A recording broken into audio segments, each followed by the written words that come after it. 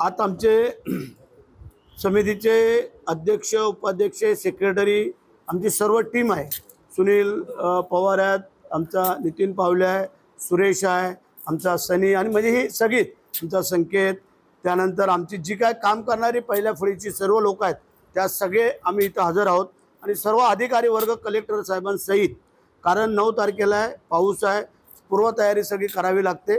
त्याप्रमाणे आज आमची आढावा मीटिंग झालेली आहे। आता एक मीटिंग आम्ही मुंबईला घेऊन त्यामध्ये शिक्कामोर्तब करून सगळं संपवू। प्रमुख पाहुणे यावेळेला मुख्यमंत्री, दोन्ही उपमुख्यमंत्री, काही मंत्रीगण, आमदार, खासदार असे आम्ही बोलवण्याचा प्रयत्न करतोय आणि त्यांनी होकारही दिलेला आहे।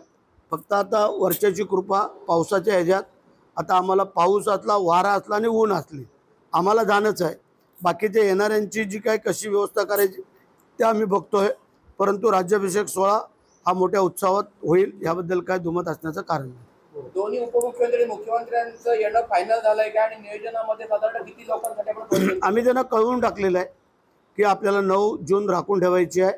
तसं मी परवा मुख्यमंत्री आणि उपमुख्य एकनाथ शिंदे साहेब यांना सांगितलं। आता अजितदादांना परवाच्या मीटिंगला मी कल्पना देणार आहे आणि बाकी सर्व आमच्या मंत्रिमंडळाला हे आम्ही सगळ्यांना सांगणार।